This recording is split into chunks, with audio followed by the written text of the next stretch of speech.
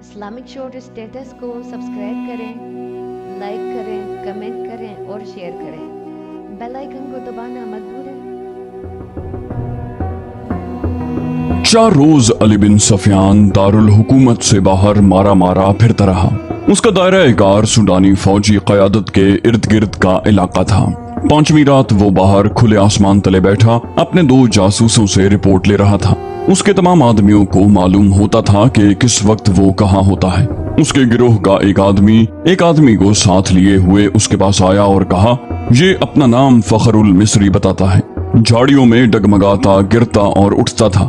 میں نے اسے بات کی تو کہنے لگا کہ مجھے میری فوج تک پہنچا دو، اس سے اچھی طرح بولا بھی نہیں جاتا۔ اس دوران فخر المصری بیٹھ گیا تھا۔ علی بن سفیان نے اس سے پوچھا، تم وہی کماندار ہو جو محاذ سے ایک لڑکی کے ساتھ بھاگے تھے؟ فخر نے ہکلاتی لڑکھڑاتی زبان میں کہا، میں سلطان کی فوج کا بھگوڑا ہوں، سزائے موت کا حقدار ہوں، لیکن میری پوری بات سن لیں ورنہ تم سب کو سزائے موت ملے گی۔ علی بن سفیان اس کے لب و لہجے سے سمجھ گیا کہ یہ شخص نشے میں ہے یا نشے کی طلب نے اس کا یہ حال کر رکھا ہے۔ وہ اسے اپنے دفتر میں لے گیا اور اسے وہ تھیلا دکھایا جو اسے راستے میں پڑا ملا تھا۔ اس سے پوچھا، یہ تھیلا تمہارا ہے اور تم اس سے یہ چیزیں کھاتے رہے ہو؟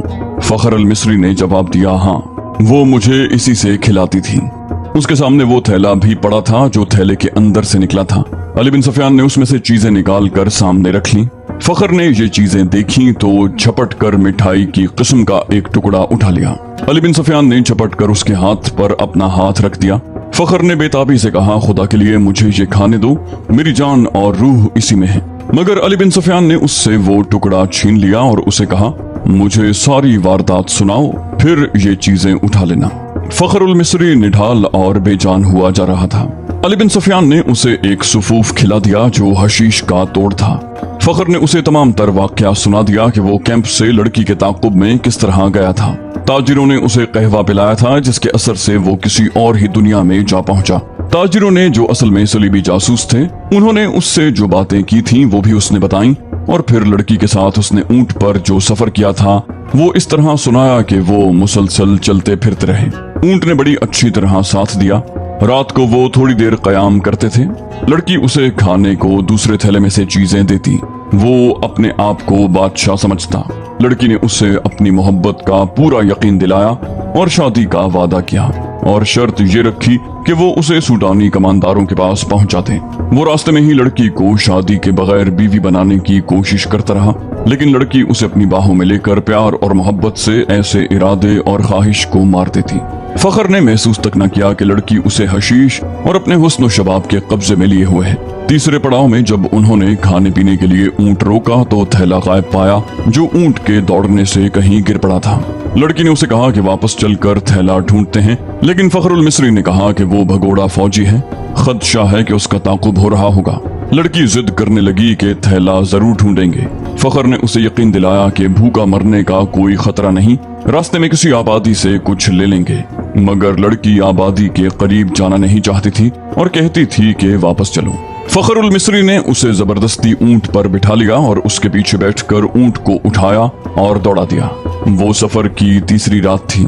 اگلی شام وہ شہر سے باہر سوڈانیوں کے ایک کماندار کے ہاں پہنچ گئے، مگر فخر المصری اپنے سر کے اندر ایسی بے چینی محسوس کرنے لگا جیسے کھوپڑی میں کیڑے رینگ رہے ہوں۔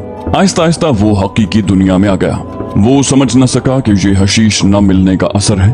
اس کی تصوراتی بادشاہی اور ذہن میں بسائی ہوئی جنت تھیلے میں کہیں ریگزار میں گر گئی تھی۔ لڑکی نے اس کے سامنے کماندار کو صلیبیوں کا پیغام دیا اور اسے بغاوت پر اکسایا۔ فخر پاس بیٹھا سنتا رہا اور اس کے ذہن میں کیڑے بڑے ہو کر تیزی سے رینگنے لگے۔ نشہ اتر چکا تھا۔ اسے یاد آنے لگا کہ وہ محاذ سے بھاگ آیا ہے۔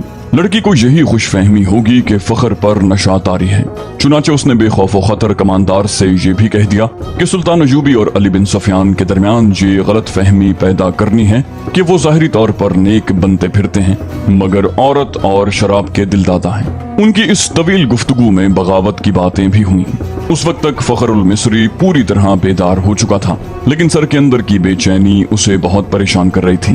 لڑکی نے کماندار سے کہا کہ اگر بغاوت کرنی ہے تو وقت ضائع نہ کریں، سلطان ایوبی محاذ پر ہے اور الجھا ہوا ہے۔ لڑکی نے یہ جھوٹ بولا کہ صلیبی 3-4 دنوں کے بعد دوسرا حملہ کرنے والے ہیں۔ सुल्तान अयूबी को यहाँ से भी फौज महास पर बुलानी पड़ेगी। कमांडर ने लड़की को बताया कि 6-7 दिनों तक सूडानी लश्कर यहाँ की फौज पर हमला कर देगा। फखर ये सारी गुफ्तगू सुनता रहा।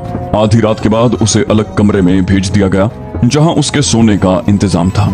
लड़की और कमांडर दूसरे कमरे में रहे। दरमियान में दरवाजा था जो बंद कर दिया गया। उसे नींद नहीं आ रही थी। उसने दरवाजे के साथ कान लगाए तो उसे हंसी की आवाजें सुनाई दी।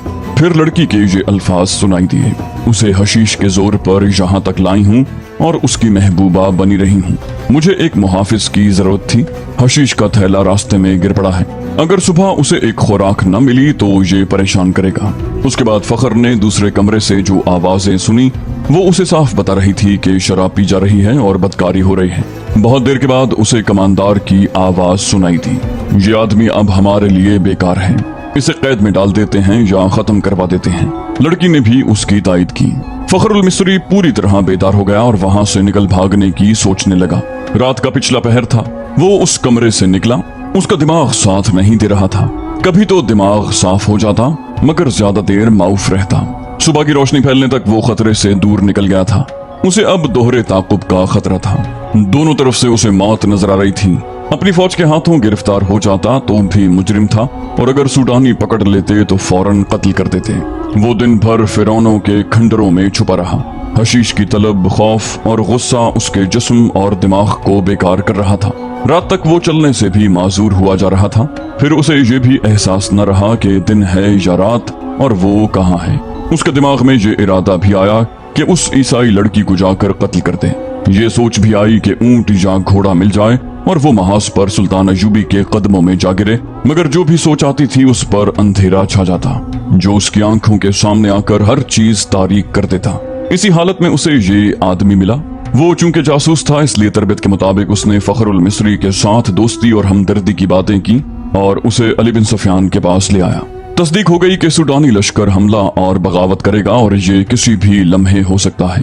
अली बिन सफियान सोच रहा था कि मकामी कमांडरों को फौरन चौकन्ना करे और सुल्तान अयूबी को इत्तला दे, मगर वक्त जाया होने का खतरा था। इतने में उसे पैगाम मिला कि सुल्तान सलाहुद्दीन अयूबी बुला रहे हैं। वो हैरान होकर चल पड़ा कि सुल्तान को तो वो महाज पर छोड़ाया था। वो सुल्तान अयूबी से मिला तो सुल्तान ने बताया, मुझे इत्तला मिल गई थी कि साहिल पर सलीबी जासूसों का एक गिरोह मौजूद है और उनमें से कुछ इधर भी आ गए होंगे। महाज पर मेरा कोई काम नहीं रह गया था। मैं कमान अपने रफीकों को देकर यहाँ आ गया। दिल इस कदर बेचैन था कि मैं यहाँ बहुत बड़ा खतरा महसूस कर रहा था। यहाँ की क्या खबर है?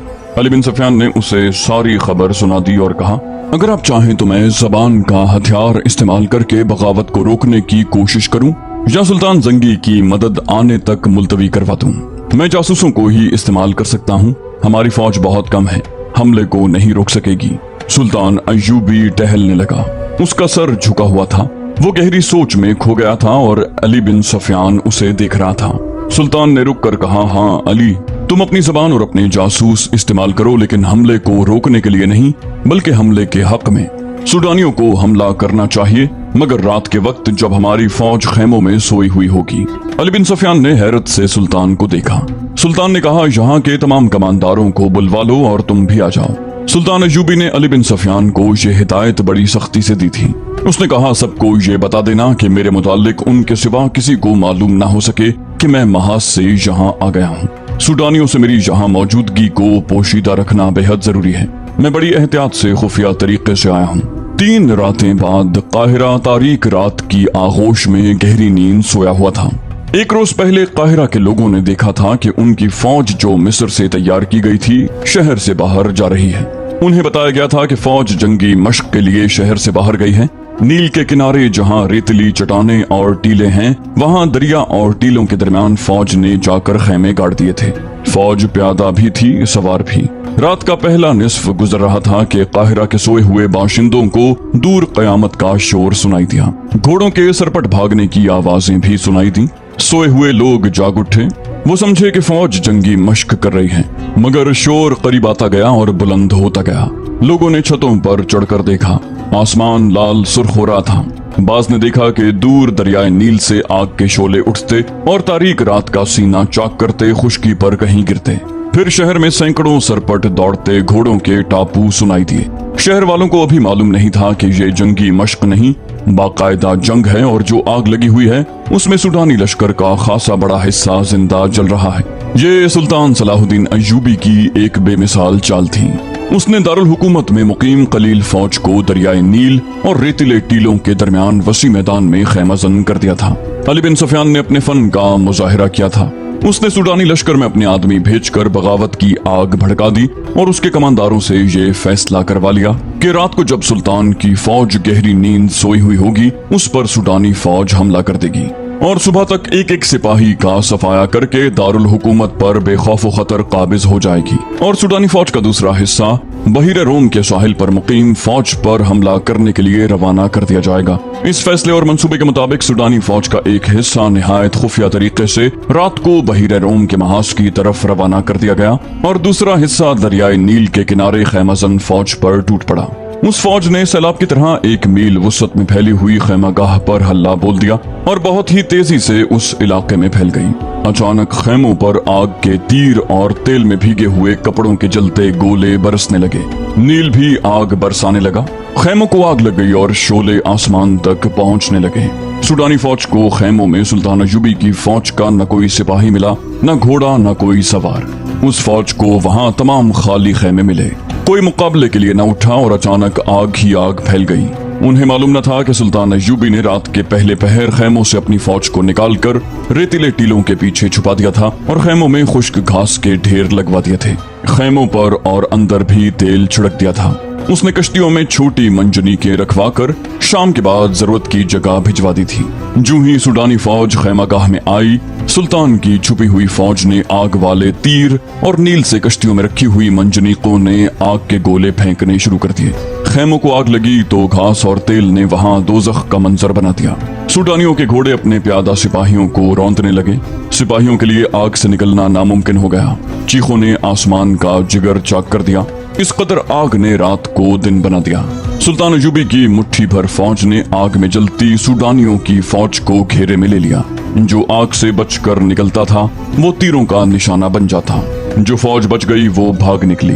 उधर सूडानियों की जो फौज महाज की तरफ सुल्तान की फौज पर हमला करने जा रही थी उसका भी सलाहुद्दीन अय्यूबी ने इंतजाम कर रखा था। चंद एक दस्ते घात लगाए बैठे थे। इन दस्तों ने उस फौज के पिछले हिस्से पर हमला करके सारी फौज में भगदड़ मचा दी। ये दस्ते एक हमले में जो नुकसान कर सकते थे करके अंधेरे में गायब हो गए। सूडानी फौज संभल कर चली तो पिछले हिस्से पर एक और हमला हुआ। ये बर्क रफ्तार सवार थे जो हमला करके गायब हो गए। सुबह तक उस फौज के पिछले हिस्से पर 3 हमले हुए। सूडानी सिपाही इसी से बददिल हो गए। उन्हें मुकाबला करने का तो मौका ही नहीं मिलता था। दिन के वक्त कमांडारों ने बड़ी मुश्किल से फौज का हौसला बहाल किया, मगर रात को कूच के दौरान उनका फिर वही हशर हुआ। दूसरी रात तारीकी में उन पर तीर भी बरसे। उन्हें अंधेरे में घोड़े दौड़ने की आवाजें सुनाई देती थी जो उनकी फौज के अकब में कुछ तो खून करती दूर चली जाती थी। 3-4 यूरोपीय मौर्रिखों ने, जिनमें लैन पॉल और विलियम खास तौर पर काबिल जिक्र हैं, लिखा है कि दुश्मन की कसीर नफरी पर रात के वक्त चंद एक सवारों से अकबी हिस्से पर शब खून मारना और गायब हो जाना सुल्तान अय्यूबी की ऐसी जंगी चाल थी जिसने आगे चलकर सलीबियों को बहुत नुकसान पहुंचाया। इस तरह सुल्तान अय्यूबी दुश्मन की पेशकदमी की रफ्तार को बहुत सुस्त कर देता और दुश्मन को मजबूर कर देता था कि वो उसकी पसंद के मैदान में लड़े जहां सुल्तान अय्यूबी ने जंग का पांसा पलटने का इंतजाम कर रखा होता था। उन मौरखीन ने सुल्तान अय्यूबी के इन जांबाज सवारों की जुर्रत और बरकरफ्तारी की बहुत तारीफ की है। आज के जंगी मुबस्सिर जिनकी नजर जंगों की तारीख पर है, राय देते हैं कि आज के कमांडो और गोरीला ऑपरेशन का मूजिद सलाहुद्दीन अय्यूबी है। वो इस तरीक़े जंग से दुश्मन के मंसूबे दरहम बरहम कर दिया करता था। सूडानियों पर उसने यही तरीका आजमाया और सिर्फ 2 रातों के बार बार के शबखून से उसने सूडानी सिपाहियों का लड़ने का जज्बा खत्म कर दिया। उनकी क़यादत में कोई दिमाग न था। ये क़यादत फौज को संभाल न सकी। उस फौज में अली बिन सुफियान के भी आदमी सूडानी सिपाहियों के भेस में मौजूद थे। उन्होंने ये अफवाह फैला दी कि अरब से एक लश्कर आ रहा है जो उन्हें काट कर रख देगा। उन्होंने बददिली और फरार का रुझान पैदा करने में पूरी कामयाबी हासिल की। फौज गैर मुनज़्ज़म होकर बिखर गई। नील के किनारे उस फौज का जो हशर हुआ वो इबरतनाक था। ये अफवाह गलत साबित न हुई कि अरब से फौज आ रही है। नूरुद्दीन जंगी की फौज आ गई जिसकी नफरी बहुत ज्यादा नहीं थी। बाज़ मौरखीन ने 2000 सवार और 2000 प्यादा लिखी है। बाज के आदाद-ओ-शुमार इससे कुछ ज्यादा हैं। ताहम ये सलाहुद्दीन अय्यूबी को सहारा मिल गया और उसने फौरन उस कुमक की क़यादत संभाल ली। इस कैफियत में जबकि सूडानियों का 50,000 लश्कर सुल्तान अय्यूबी के आग के फंदे में और उधर सहरा में शबखूनों की वजह से बदनज़मी का शिकार हो गया था, ये थोड़ी सी कुमक बहुत काफी थी। सुल्तान अय्यूबी उस कुमक से और अपनी फौज से सूडानियों का कत्लेआम कर सकता था, लेकिन उसने डिप्लोमेसी से काम लिया। सूडानी कमान के कमानदारों को पकड़ा और उन्हें ज़हन नशीन करवाया कि उनके लिए तबाही के सिवा कुछ नहीं रहा, लेकिन वो उन्हें तबाह नहीं करेगा। कमानदारों ने अपना हशर देख लिया था। वो अब सुल्तान के अताब और सजा से खाइफ थे, लेकिन सुल्तान ने उन्हें बख्श दिया और सजा देने के बजाय सूडानियों की बची कुची फौज को सिपाहियों से काश्तकारों में बदल दिया। उन्हें जमीनें दी और खेती बाड़ी में उन्हें सरकारी तौर पर मदद दी और फिर उन्हें ये इजाजत भी दे दी कि उनमें से जो लोग फौज में भर्ती होना चाहते हों हो सकते हैं। सूडानियों को यूं दानिशमंदी से ठिकाने लगाकर सलाहुद्दीन अय्यूबी ने नूरुद्दीन जंगी की भेजी हुई फौज और अपनी फौज को यकजा करके उसमें वफादार सूडानियों को भी शामिल करके एक फौज मुनज़्ज़म की और सलीबियों पर हमले के मंसूबे बनाने लगा। उसने अली बिन सफियान से कहा कि वो अपने जासूसों और शबखून मारने वाले जांबाजों के दस्ते फौरन तैयार करे। उधर सलीबियों ने भी जासूसी और तखरीबकारी का इंतजाम मुस्तहकम करना शुरू कर दिया।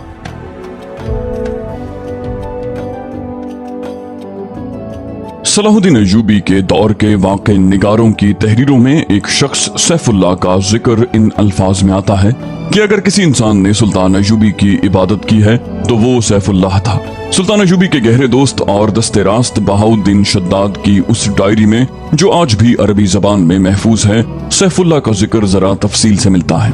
ये शख्स जिसका नाम किसी बाकायदा तारीख में नहीं मिलता, सलाहुद्दीन अय्यूबी की वफात के बाद 17 साल तक जिंदा रहा। वाक़े निगार लिखते हैं कि उसने उम्र के ये आखिरी 17 साल सुल्तान अय्यूबी की कब्र की मुजावरी में गुजारे। उसने वसीयत की थी कि वो मर जाए तो उसे सुल्तान के साथ दफन किया जाए, मगर सैफुल्लाह की कोई हैसियत नहीं थी। वो एक गुमनाम इंसान था जिसे आम कब्रिस्तान में दफन किया गया और वो वक्त जल्दी ही आ गया कि उस कब्रिस्तान पर इंसानों ने बस्ती आबाद कर ली और कब्रिस्तान का नामो निशान मिट गया। तारीखी लिहाज से सैफुल्लाह की अहमियत ये थी कि वो समंदर पार से सलाहुद्दीन अय्यूबी को कत्ल करने आया था। उस वक्त उसका नाम मैगनाना मारियूस था। उसने इस्लाम का सिर्फ नाम सुना था, उसे कुछ इल्म नहीं था कि इस्लाम कैसा मजहब है। सलीबियों के प्रोपेगेंडे के मुताबिक उसे यकीन था कि इस्लाम एक काबिल नफरत मजहब है और मुसलमान एक काबिल नफरत फिरका है जो औरतों का शैदाई और इंसानी गोश्त खाने का आदी है। लिहाजा मैगनाना मारियूस जब कभी मुसलमान का लफ्ज सुनता था तो वो नफरत से थूक दिया करता। वो बेमिसाल जुर्रत का मुजाहिरा करते हुए जब सलाहुद्दीन अय्यूबी तक पहुंचा तो मैगनाना मारियूस कत्ल हो गया और उसके मुर्दा वजूद से सैफुल्लाह ने जन्म लिया, जिन्हें कत्ल किया गया या जिन पर कातिलाना हमले हुए। लेकिन सुल्तान सलाहुद्दीन अय्यूबी तारीख की उन मादूदे चंद शख्सियतों में से है जिसे कत्ल करने की कोशिशें दुश्मनों ने भी की और अपनों ने भी, बल्कि अपनों ने उसे कत्ल करने की गैरों से ज्यादा साजिशें की। ये अमर अफसोसनाक है कि सुल्तान अय्यूबी की दास्तान ईमान अफरोज के साथ साथ ईमान फरोशों की कहानी भी चलती है। इसीलिए सलाहुद्दीन अय्यूबी ने बारहा कहा था, तारीख इस्लाम वो वक्त जल्दी देखेगी जब मुसलमान रहेंगे तो मुसलमान ही, लेकिन अपना ईमान बेच डालेंगे और सलीबी उन पर हुकूमत करेंगे। आज हम वो वक्त देख रहे हैं।